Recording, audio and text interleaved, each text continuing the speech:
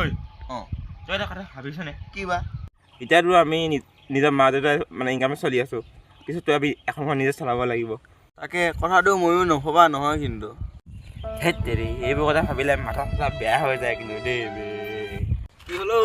তই কি কথা আলোচনা কৰি আছ নাই ৰ আহি থকা দিনবোৰ কেনেকৈ চলিম তাকে ভাবি আছোঁ ৰ তই সেইবোৰ কথা ইমান টেনশ্যন লয় নেকি কি কথা ক'ব ইমান সহজ নেকি দেখা নাই আজিকালি দিনকাল কিমান বেয়া চলি আছে টকা নহ'লে একো লাভেই নাই আৰে টকা হে ইমান টেনশ্যন ল'ব লগা কি আছে আমাৰ চকুৰ আগতে ইমানবোৰ অপশ্যন আছে দেই হয় নেকি দেচোন কি অপশ্যন আছে আমাকো ক আচ্ছা কৈ আছোঁ ৰ দে কচোন আমাকো ক আচ্ছা এতিয়া এই ইটাটোৰ দাম কিমানমান হ'ব বাৰু 7-8 টকামান হ'ব কিয় বাৰু 8 টকাকৈ ধৰি ল'লোঁ যদি আমি এদিনত 100টাকৈ ইটা বনাওঁ তেনেহ'লে কিমানমান হ'ব বাৰু কেলকুলেট মাৰচোন 800 টকা হ'ব আচ্ছা 800 টকাকৈ যদি আমি 1 মাহ কণ্টিনিউ যদি আমি 100টাকৈ ইটা বনাওঁ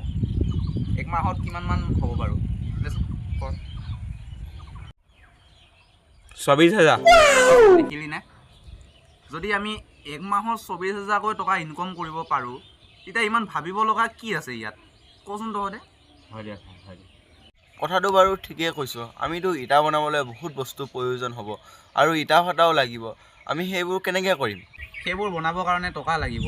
কেলা ইমানবোৰ টকা ক'ত পাম সেইটো তহঁতেহে জানিবি মই কি জানিম